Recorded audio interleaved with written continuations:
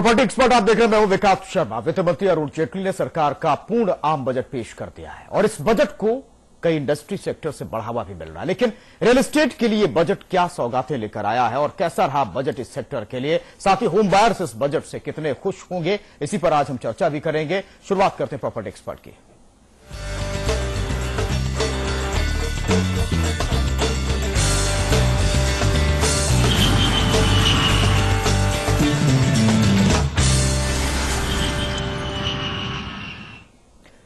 Budget जिसका इंतजार real estate sector बेसब्री से कर रहा था, सामने आ चुका है। साथ ही यह भी साफ हो चुका है कि रियल एस्टेट सेक्टर को फिलहाल सरकार की तरफ से कोई सपोर्ट नहीं मिला। और ऐसे में क्या होगा इस सेक्टर का, कैसे ऑक्सीजन मिल पाएगी, क्या सेक्टर में छाई मंदी ऐसे ही बनी रहेगी, इस बारे में हम बात करेंगे। लेकिन उससे पहले रिपोर्ट देखिए।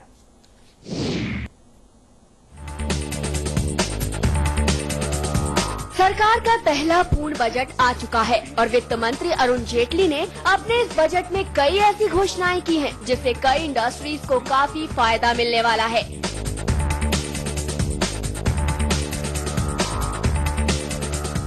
लेकिन बात अगर रियल एस्टेट सेक्टर की करें तो बजट ने रियल एस्टेट सेक्टर को निराश ही किया है।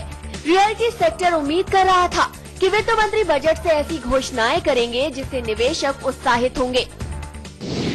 उम्मीद लगाई जा रही थी कि इस बजट में होम लोन पर ब्याज दरों को कम किया जाएगा, लेकिन टैक्स स्लैब में कोई भी बदलाव नहीं किया गया है। हाउसिंग को इंडस्ट्री का दर्जा देने की मांग एक बार फिर अनसुनी की गई। रियल एस्टेट प्रोजेक्ट को जल्द क्लियरेंस के लिए कोई ऐलान नहीं किए गए।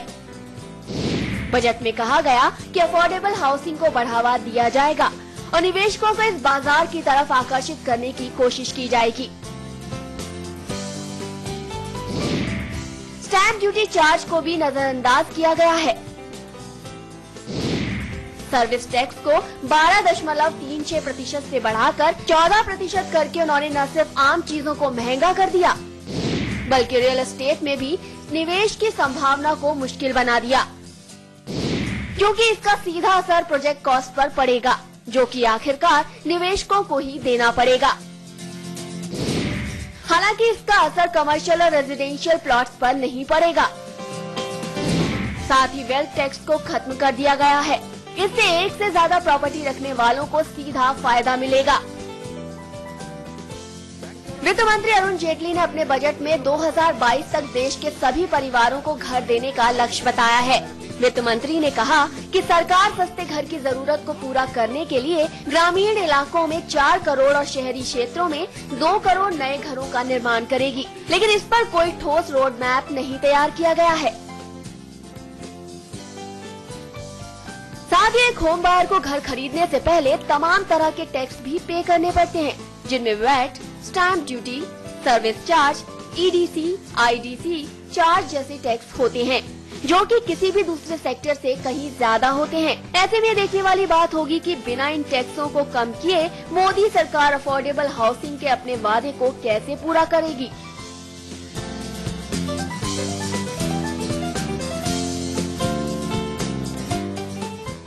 हालांकि बजट में रियल एस्टेट इन्वेस्टमेंट ट्रस्ट में कैपिटल गेन टैक्स को संतुलित बनाने का ऐलान किया गया है। REIT बनाने वाले बिल्डर को फंड की लिस्टिंग के वक्त कैपिटल गेन टैक्स नहीं लगेगा। रियल एस्टेट सेक्टर को इस बार बजट से काफी उम्मीदें थी, लिहाजा रियल एस्टेट सेक्टर के लिहाज से बजट कुछ खास नहीं रहा है। इस बार के बजट में रियल एस्टेट सेक्टर को एक बार फिर निराशा ही हाथ लगी है। सरकार ने सर्विस टैक्स बढ़ाकर आने वाले महंगाई के संकेत भी दे दिए हैं। साथ ही सरकार ने अफोर्डेबल होम्स के निर्माण की बात भी कही है, लेकिन ये अफोर्डेबल होम्स बनेंगे कैसे, इसका सरकार ने अभी तक कोई ठोस रोड मैप नहीं बताया है, क्योंकि एक होम बायर्स को घर खरीदते वक्त कई तरह के टैक्स चुकाने पड़ते हैं, जबकि इस बार टैक्स स्लैब में किसी भी तरह का बदलाव नहीं किया गया है। कैमरामैन अविनाश के साथ सौरभ साहनी, समाचार प्लस। आम बजट में इस सेक्टर का ऐसा हाल क्यों किया गया? हमारे साथ एक बड़ा पैनल मौजूद है। हमारे साथ राहुल चौधरी साहब हैं, जो कि प्रॉपर्टी एक्सपर्ट हैं, उनसे हम ये जरूर सवाल लेंगे। इसके अलावा नवीन गोयल साहब हैं, जो कि MD हैं राधाकृष्णा ग्रुप से, और अश्विनी अग्रवाल जी हैं, जो कि एग्जीक्यूटिव डायरेक्टर हैं पैरामाउंट ग्रुप से। आप सभी का बहुत बहुत स्वागत है। राहुल चौधरी जी, उम्मीदें हमने इससे पहले चर्चा की थी आपसे कि बहुत सारी थी कि कम से कम इस सेक्टर को एक जान मिल पाएगी, लेकिन कुछ नहीं हुआ। क्या सरकार ऐसे निकल जाएगी? क्या बिना किसी पहलू को छूते हुए इस बजट में निकल जाएगी सरकार? सोचा था आपने? नहीं, जैसे एक आम आदमी का एक एंड यूजर की बात करते हैं, उसको बजट से बहुत सारी उम्मीदें थी। ऐसे ही रियल एस्टेट से जुड़े हुए हर क्लाइंट, हर बिल्डर को काफी सारी उम्मीदें थी, बट उसमें से कहीं हम पहुंच नहीं पाए। और मेरी राय में सरकार का जो बजट है वो लॉन्ग टर्म इफेक्ट्स में तो फिर भी हम देख रहे हैं, जैसे कॉर्पोरेट टैक्सेशन की हम बात कर रहे हैं जहां पे रिडक्शन हुआ है, बट इमीडिएट रिलीफ में मेरी राय में कुछ कोई एक ऐसा स्टेप नहीं है जिससे कुछ इमीडिएट रिलीफ मिले। नहीं, एक सेक्टर की बात हो गई। सबसे बड़ा सवाल है अश्विनी अग्रवाल जी कि बायर कैसे उस पर भरोसा पैदा हो, वो कैसे नजदीक आए? कुछ तो इंतजाम कर देते, कम से कम एक भरोसा हो जाता कि आने वाले दिनों में सरकार सोच रही है इस सेक्टर के लिए। ऐसा कुछ भी नहीं हुआ। हाँ, बिल्कुल मेरा ये मानना है जी। देखिए, अफोर्डेबल हाउसिंग की हम बात करते हैं और गरीबों के मकानों की बात करते हैं, लेकिन मेरा ये कहना है कि मकान तो एक ऐसी बेसिक जरूरत है जो गरीब को भी चाहिए, मध्यवर्गीय को भी चाहिए और हायर इनकम ग्रुप जिसको हम कहते हैं उसको भी चाहिए। और सभी लोग अपनी जरूरतों के हिसाब से और अपनी जितनी जेब है उसके हिसाब से इस चीज को जो है लेने की कोशिश करते हैं। लेकिन इस बजट में जैसा कि मैं बताऊं कि जो मार्केट है उसमें अफोर्डेबल हाउसिंग की जो हम बात करते हैं, अफोर्डेबल हाउसिंग की डिमांड भी बहुत ज्यादा है, लेकिन इस बजट के चलते आपने सीमेंट महंगा कर दिया और कोई रियायत हमें इंटरेस्ट में नहीं दी लोन के, और सीमेंट महंगा हो गया और चीजें महंगी हो गई हैं, सर्विस टैक्स दोबारा से बढ़ा दिया गया है। तो जो अफोर्डेबल हाउसिंग की हम बात करते हैं वो भी कैसे हासिल हो पाएगा, इस पे भी एक बहुत बड़ा क्वेश्चन मार्क आज की तारीख में उठ रहा है। जी, नवीन गोयल जी, क्या दिक्कत थी सरकार को इंडस्ट्री का दर्जा दे देती? क्या दिक्कत थी जिससे सिंगल विंडो क्लियरेंसेस का रास्ता साफ हो पाता? ऐसे क्या दिक्कत थी सरकार के सामने? ऐसा तो था नहीं कि सरकार जानती नहीं थी। सरकार ने रियल एस्टेट को इससे नजरअंदाज किया है। सरकार ने नहीं सोचा, सरकार की जो मूलभूत आवश्यकताएं थी, ग्रामीणों की योजना लाई है, पेंशन की योजना लाई है, उन्होंने रियल एस्टेट को नजरअंदाज किया है, देखा ही नहीं, किसी भी दृष्टिकोण से नहीं देखा, ना इंटरेस्ट कम करने के लिए, बल्कि उन्होंने ये भी नहीं देखा जो सर्विस टैक्स वो बढ़ा रहे हैं उसका सीधा बोझ पड़ेगा इन्वेस्टर पे, और इन्वेस्टर का जो भरोसा है, जो एक उम्मीद थी कि इस बजट से बड़ी आज थी, उन्हें निराशा लगी है। जी, राहुल चौधरी जी, सवाल ये है कि लोगों के मन में भी सवाल है, कितना असर जो सर्विस टैक्स बढ़ा है प्रत्यक्ष तौर पर, डायरेक्टली कितना असर पड़ेगा इस सेक्टर पर? देखिए, जब हम अफोर्डेबल हाउसिंग की बात करते हैं तो उसमें दो कंपोनेंट्स होते हैं, जैसे पहले भी बोला मैंने, एक लैंड कॉस्ट होती है, कंस्ट्रक्शन कॉस्ट होती है। अगर एनसीआर की बात करें तो लैंड तो हर दिन महंगी ही होती जा रही है, चाहे वो बढ़ा हुआ मुआवजा देना हो किसानों को या अनअवेलेबिलिटी ऑफ लैंड हो, तो ये कंस्ट्रक्शन कंपोनेंट बचता था। अब अगर सर्विस टैक्स की इम्प्लीकेशन हर चीज पे लगेगी, चाहे वो सीमेंट की बढ़ती हुई प्राइसेस हो या स्टील की हो, और होम लोन में कोई रियायत नहीं मिलेगी, तो इसका डायरेक्ट इम्पैक्ट जो पड़ेगा वो क्लाइंट पे ही पड़ेगा। जब हम ये कहते हैं कि होम लोन की दरों में थोड़ी सी भी कमी आती है तो चांसेस होते हैं कि क्लाइंट्स आगे बढ़ के अपना घर लेने का डिसीजन जल्दी लेते हैं, तो इसका भी उतना ही फर्क पड़ेगा। अगर सर्विस टैक्स के एप्लीकेशन से उसकी कॉस्टिंग बढ़ती है तो क्लाइंट रुकेगा और सोचेगा और उसे अपनी पॉकेट दोबारा चेक करनी पड़ेगी। ये सवाल है अश्विनी अग्रवाल जी, बेहद अहम सवाल है कि जब सरकार करती है कि 2000 कहती है कि 22 तक हम सबको अफोर्डेबल हाउस दे देंगे, इस तरफ कदम बढ़ा दिए हैं, हो सकता है 3-4 साल बाद इसका थोड़ा असर दिखे, लेकिन एक बड़ी मांग बिल्डरों की तरफ से रही कि कम से कम टैक्सेस में, स्टैंप ड्यूटी में तो रियायत देते। हम कैसे भरोसा करें कि आप गंभीर हैं, हमको सस्ते घर मिल जाएंगे, लोगों को सस्ते घर मिल जाएंगे? आपने इस तरफ तो कोई कदम बढ़ाया ना ईश्वरी जी? देखिए, सरकार की गंभीरता पे तो मैं कोई सवाल नहीं उठाना चाहूंगा, लेकिन जहां तक ये है कि हर चीज के लिए बढ़ावा देने के लिए कुछ ना कुछ आपको उस डायरेक्शन में करना पड़ता है। तो जो अफोर्डेबल हाउसिंग की हम बात कर रहे हैं, जैसा कि चौधरी साहब ने कहा कि आपकी दिन पे दिन जमीनें महंगी होती जा रही हैं, दिन पे दिन स्टैंप ड्यूटी बढ़ती जा रही है, सर्विस टैक्स आपने दोबारा से बढ़ा दिया, तो इन सब का इम्पैक्ट डायरेक्टली जो है वो जाकर के एक ग्राहक पर ही पड़ता है। और जब ये सारी चीजें बढ़ेंगी तो कैसे अफोर्डेबल और सस्ती हाउसिंग हम दे पाएंगे, इस पे फिर एक प्रश्न चिन्ह खड़ा होता है।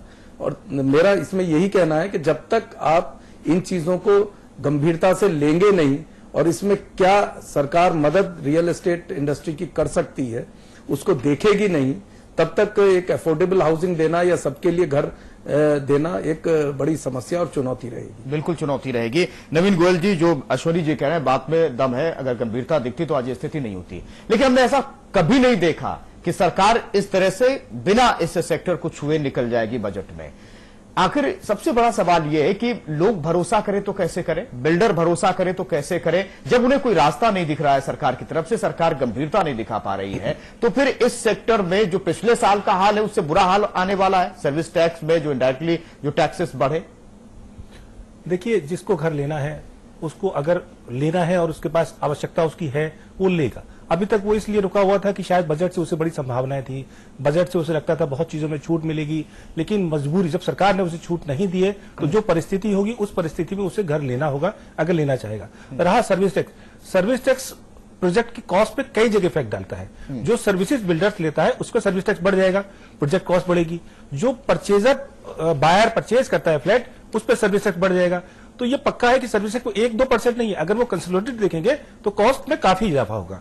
वो ऐसा नहीं है कि सिर्फ 12.5 से सब मिला के पहले 13.5 था अब 14 हो गया, वो कई सर्विसेज में जुड़ता है और वो जोड़ के जाके प्रोजेक्ट में जुड़ता है। दूसरा सबसे बड़ी चीज है कि आने वाले समय में सीमेंट और स्टील दोनों चीजों पे रेट बढ़ने की संभावना है, प्रोजेक्ट कॉस्ट बढ़ेगी।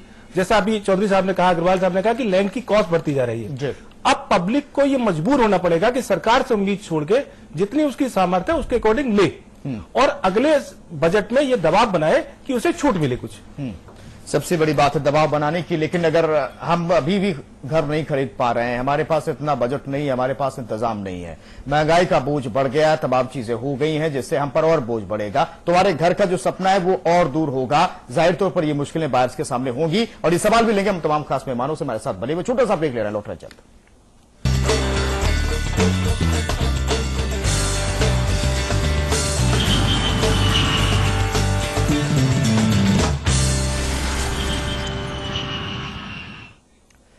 प्रॉपर्टी एक्सपर्ट आप देख रहे हैं। बजट का इंतजार सिर्फ रियल एस्टेट सेक्टर से जुड़े लोग ही नहीं बल्कि वो लोग भी कर रहे थे जो अपने लिए एक आशियाना खरीदने की प्लानिंग कर रहे थे, सपना देख रहे थे। लेकिन उनके सपने का क्या हुआ, चकनाचूर किस तरह से हुआ है, उन्हीं की जुबानी देखिए। बजट से न सिर्फ रियल एस्टेट सेक्टर बल्कि आम लोग भी काफी निराश हुए हैं। होम बायर्स होम लोन पर मिलने वाली छूट के और ज्यादा बढ़ने की उम्मीद कर रहे थे, लेकिन बजट में टैक्स स्लैब में कोई बदलाव नहीं करने से बायर्स उम्मीदों को झटका भी काफी निराश हुए हैं। होम बायर्स होम लोन पर मिलने वाली छूट के और ज्यादा बढ़ने की उम्मीद कर रहे थे, लेकिन बजट में टैक्स स्लैब में कोई बदलाव नहीं करने से बायर्स उम्मीदों को झटका लगा है। साथ ही सर्विस टैक्स बढ़ाने के सरकार के फैसले से भी होम बायर्स में नाराजगी देखी गई है, क्योंकि सर्विस टैक्स बढ़ने से महंगाई के बढ़ने की संभावना भी काफी हो गई है। ऐसे में घरों के निर्माण में लगने वाले रॉ मटेरियल जैसे सीमेंट, लोहा और दूसरी चीजों की कीमतों में भी इजाफा हो जाएगा, जिसका बोझ अंत में होम बायर्स पर ही पड़ेगा। इस बजट से हमें काफी उम्मीदें थी। हमें उम्मीद थी कि अब जो बजट आएगा वो हमारे लिए सेटिस्फैक्ट्री होगा, लेकिन ये बिल्कुल भी हमारे लिए सेटिस्फैक्ट्री नहीं है, क्योंकि इसमें सर्विस टैक्स को बढ़ा दिया गया है और सर्विस टैक्स बढ़ने की वजह से अब महंगाई बढ़ जाएगी। तो जो हमारा घर खरीदने का जो सपना हम बहुत लंबे टाइम से देख रहे थे वो तो एकदम धरा का धरा ही रह जाएगा, क्योंकि हमने सोचा था कि अब बजट आएगा, कुछ छूट मिलेगी तो हम उसमें अपना जो घर खरीदने का प्लान है उसको कुछ आगे सोच पाएंगे। बजट से हमें ये भी उम्मीद थी कि हमें होम लोन में छूट मिलेगी तो हम घर के लिए कुछ प्लान कर पाएंगे, तो हमारी इस उम्मीद पर भी पानी फिर गया है। तो कुल मिलाकर ये जो बजट है वो हमारे लिए बिल्कुल भी सेटिस्फैक्ट्री नहीं है। इस आम बजट से आम आदमी को बहुत सारे भरोसा था, बहुत सारी उम्मीदें थी।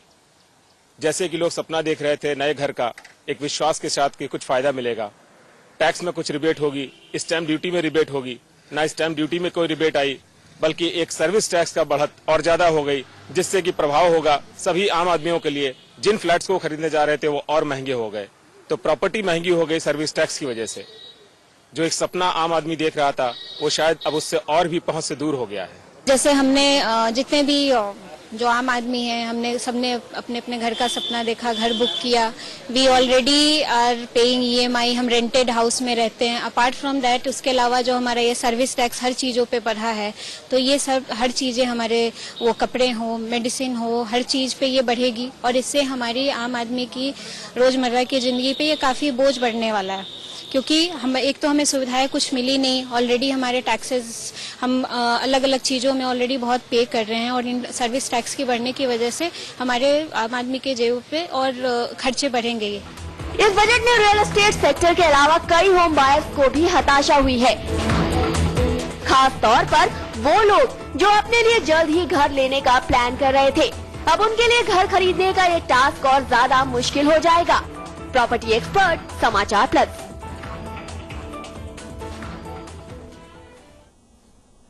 हमारे साथ खास मेहमान लगातार बने हुए। नवीन गोयल जी, जो टैक्सेस को लेकर के बायर्स के मन में एक सवाल था कि उन्हें कुछ राहत मिली, वो मिली नहीं, इसका कितना असर होगा इस सेक्टर के लिए? देखिए, गवर्नमेंट ने एक योजना शुरू करने जा रहे हैं, जीएसटी, बिल्कुल, गुड्स सर्विस टैक्स। वो 1 अप्रैल 2016 से वो लाना संभावना है भी, संभावना है, उस पर वर्किंग चल रही है कि किस तरह से आएगा। उससे बेनिफिट आने वाले टाइम मिल सकता है कि जो टैक्सेस हम लोग देते हैं, हम लोग सर्विस टैक्स देते हैं, एक्साइज देते हैं, वैल्यू एडेड टैक्स देते हैं, ये सभी टैक्सेस जो है वो लगभग 25-30% से ऊपर जाते हैं और गवर्नमेंट की संभावना जो है वो लगभग 25% के आसपास है, संभावित है। तो अगर ऐसा कुछ होता है तो उससे हो सकता है कि बिल्डर्स को कुछ रियायत मिले कि वो अपने जो बहुत सारे टैक्सेस दे रहा है उससे मुक्ति पाए और उससे कॉस्ट में थोड़ा फर्क पड़ सकता है। लेकिन ये अभी संभावना है, इसके बारे में अभी श्योर नहीं है। जी राहुल चौधरी जी, जो आशंकाएं थी वो तो अभी भी बनी हुई है। हमने देखा कि पिछले साल जो हाल रहा है सेक्टर का, इस बार भी कोई स्टेप नहीं लिए गए, अब फिर वही है। कैसे अपने पैर पे कैसे ये सेक्टर अब खड़ा हो पाएगा? क्योंकि ना भरोसा बायर्स का हो रहा है, ना राहत इस सेक्टर को मिली है, तो फिर सरकार क्या अब बजट के बाद भी कुछ ऐसे स्टेप ले सकती है भरोसे के लिए, आपको लगता है? विकास जी, मेरी राय में ये इस समय जो स्टेप लेना है वो एंड यूजर ने, इन्वेस्टर ने या क्लाइंट ने लेना है। बिकॉज हम फेस्टिव सीजन से देखते आ रहे हैं, हर तरीके के ऑफर्स थे बाजार में, तब कुछ नहीं हुआ। फिर स्टेबल गवर्नमेंट की बात की गई, तब कुछ नहीं हुआ, और अब फाइनली एक बजट भी आ गया जिसमें भी हमें फाइनली ये देखा कि इससे कोई ऐसा कॉन्क्रीट स्टेप नहीं है जो इमीडिएटली इसको कुछ रिलीफ दे पाए। तो मेरे पर्सनल राय में अगर आप माने तो इस समय एक एंड यूजर को यही करना चाहिए कि जो भी अवेलेबल ऑप्शंस हैं उनको ढंग से देखे, अपनी बजट प्लानिंग करे, फाइनेंशियल प्लानिंग करे, और सभी बिल्डर्स सभी तरह के ऑफर्स दे रहे हैं और अपने घर को ले। बिकॉज अगर जो 1.5 साल 2 साल से जो स्लम्प है रियल एस्टेट में या नहीं बाहर इससे निकल पा रहा है, तो अगले 2, 4, 6, 8 महीने में भी कुछ ऐसा कोई घोषणा, ऐसा कोई नियम नहीं बना जिसकी वजह से इसमें इमीडिएटली कोई फर्क आएगा। अश्विनी जी, आपको लगता है कि इतने भर से इतने स्टेप से, क्योंकि जो भरोसा बनता है वो बहुत मजबूत बनता है, वो भरोसा कायम नहीं है, तो आपको लगता है कि कुछ फायदा मिल पाएगा? अब ये हमें समझ में आ गया कि सरकार की तरफ से कोई स्टेप नहीं लिया गया, तो फिर हम कैसे आगे उभर सकते हैं? आपको लगता है कोई ऐसे स्टेप्स हो सकते हैं? देखिए, मेरा कहना इसमें यह है कि ऑलरेडी बड़ी मंदी के दौर से एक रियल एस्टेट सेक्टर गुजर रहा है और उसी के चलते, जैसे चौधरी साहब ने कहा कि अलग अलग स्टेप्स सेक्टर की तरफ से भी लिए गए कि किसी तरीके से इसको उठाया जा सके, लेकिन उसके बहुत जो है अच्छे नतीजे हमारे सामने नहीं आए। अब डिसीजन बायर को ही लेना है, लेकिन उसमें हम यही कह सकते हैं कि इस समय जो है खरीदने का अच्छा समय है, प्रॉपर्टी अपने मिनिमम पे है, क्योंकि ये सेक्टर इस मंदी के दौर से बाहर निकलने की कोशिश कर रहा है। ठीक है। और हमें ये आशा थी कि चूंकि ऑलरेडी एक बड़ा सेक्टर है, चाहे हम इंफ्रास्ट्रक्चर को ले लें, उसमें हमारा कंट्रीब्यूशन इस सेक्टर का सबसे ज्यादा है, जीटीबी पे कंट्रीब्यूशन को ले लें, जीडीपी में तो उसमें सबसे ज्यादा है, एम्प्लॉयमेंट को लेकर के चलें तो उसमें सबसे ज्यादा है। तो इन सब चीजों के चलते हमारा ये मानना था कि जो बहुत दिनों से हमारी मांग एक चली आ रही है कि हमको इंडस्ट्री का स्टेटस दे दिया जाए और सहूलियतें दी जाएं, तो वो हमें नहीं मिल पाई। सरकार ने इसको नजरअंदाज किया या इसको और चीजों के चलते, स्टेबिलिटी को लेकर के बजट की और इकोनॉमिक्स की, उसको नहीं ध्यान में लिया गया। लेकिन इस समय ये तो है ही कि अपने को इस मंदी के दौर से निकालने के लिए रियल एस्टेट सेक्टर प्रयासरत है और उसके चलते रियल एस्टेट सेक्टर में विभिन्न जो डेवलपर्स हैं उनकी तरफ से नई नई स्कीमें दी जा रही हैं, सहूलियतें सरकार की तरफ से भले ही ना दी गई हो, वो डेवलपर्स की तरफ से दी जा रही हैं, और इंस्टॉलमेंट है या और पेमेंट स्कीम्स हैं, वो बहुत अच्छी हम लोगों की तरफ से दी जा रही है। तो अब मैं ये समझता हूं क्योंकि एक अच्छे दामों पे प्रॉपर्टी विभिन्न क्षेत्रों में अवेलेबल है, तो बायर्स को एक इनिशिएटिव लेकर के आगे बढ़ना चाहिए। बायर्स को तो इनिशिएटिव लेना पड़ेगा। नवीन गोयल जी, क्या बिल्डर्स की तरफ से, डेवलपर की तरफ से कुछ कॉस्ट में रियायत मिल सकती है अगर आगे बढ़ना है तो, भरोसा पैदा करना है तो? क्या ये सूरत बिल्डर्स की तरफ से नहीं होनी चाहिए? देखिए, अश्वानी जी ने कहा, मैं इनसे सहमत हूं। आपका कहना यह है कि हम लोगों ने जो हमारे हाथ में था, हम लोगों ने बैंकर से मिलके विभिन्न स्कीम हम लेके आए, इंस्टॉलमेंट की स्कीम्स लेके आए, पेमेंट्स में स्कीम लेके आए, जिससे कि उनका भरोसा बने और वो किसी तरह से अपना घर ले पाए। अभी तक जो बायर था वो इस उम्मीद में था कि बजट से बड़ी आशाएं थी। अब जब ये आशाएं उसकी खत्म हो गई हैं तो उसे स्वीकारना पड़ेगा कि अब कौन परिस्थिति में क्या हमको बेनिफिट मिल सकता है, क्योंकि अब अगर नहीं ले पाए, अश्विनी जी ने बिल्कुल सही कहा, इस समय जो कॉस्ट है वो आने वाले समय में नहीं होगी। मिनिमम कॉस्ट पे इस समय मकान है, क्योंकि मंदी के दौर से गुजर रहा है और मंदी में कॉस्ट स्टेबल रहती है। तो इस समय मेरा तो यही मानना है कि इस बजट के बाद बाजार की मंदी इसलिए खत्म होगी, लोगों की जो उम्मीदें खत्म हो जाती हैं तो वो स्वीकार लेते हैं कि वर्तमान परिस्थिति में हमें घर लेना है, और जब घर लेंगे तो मंदी स्वतः दूर होगी। जी राहुल चौधरी जी, बहुत जल्दी से जवाब, क्या कॉस्ट को लेकर बिल्डर्स को, डेवलपर्स को आगे आना चाहिए, रियायत मिलनी चाहिए कुछ बायर्स को?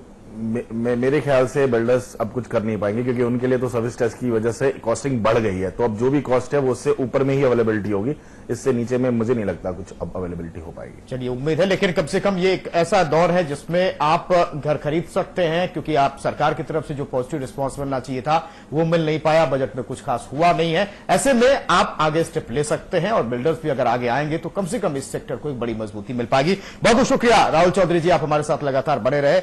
अश्विनी प्रकाश जी, आपका भी बहुत बहुत शुक्रिया। इसके अलावा हमारे साथ नवीन गोयल जी, MD Radhe Krishna, Ashwini Prakash ji, executive director Paramount group से जुड़े रहे, बहुत बहुत शुक्रिया। इसी के साथ ही प्रॉपर्टी एक्सपर्ट मिलता है।